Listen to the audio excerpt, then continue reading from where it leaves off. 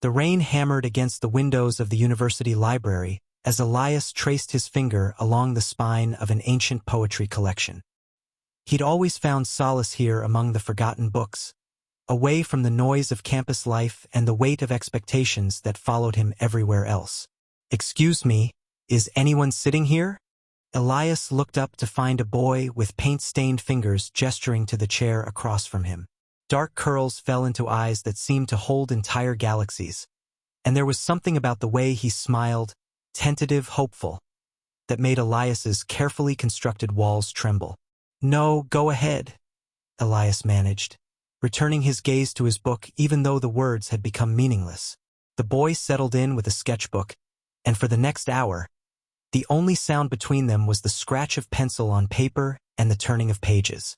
When Elias finally gathered his things to leave, he found a small sketch tucked between the pages of his book, a delicate rendering of hands holding an open book, and in the corner, a single word, "Beautiful." The next day, Elias returned to the same spot. The boy was already there. "I'm Kai," he said, that same gentle smile playing at his lips. "And before you ask, yes, I did follow you here yesterday. You looked like you belonged among these old books."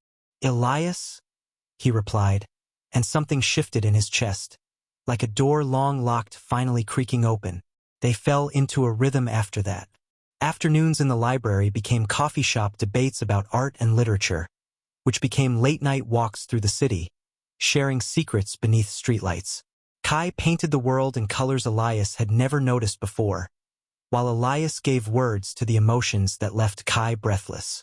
"Why me?" Elias asked one night as they sat on the roof of Kai's apartment building, the city sprawling below them like scattered jewels. Kai turned to him, moonlight catching in his dark eyes. "Because you see me.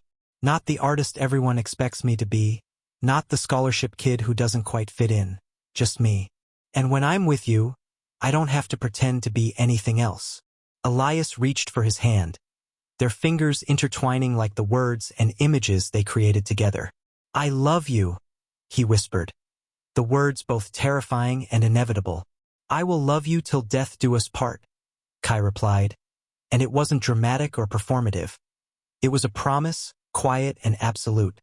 But the world has a way of testing promises. When Kai's family found out about them, the ultimatum came swift and brutal. Come home, marry the girl they'd chosen, or lose everything. When Elias's scholarship was threatened after someone reported their relationship to the conservative board, the pressure mounted. They fought for each other with everything they had. Kai stood before his family and chose love over obligation. Elias faced the board and refused to apologize for who he loved.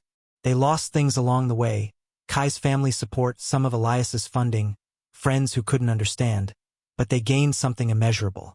Years later, at their small apartment filled with Kai's paintings and Elias's books, they stood together in front of a handful of close friends. No grand ceremony, no legal paperwork in a country that didn't recognize them, just two souls binding themselves to each other in the only way that mattered. "I will love you till death do us part," Kai said, silver threading through his dark curls now. His hands still paint-stained, still reaching for Elias.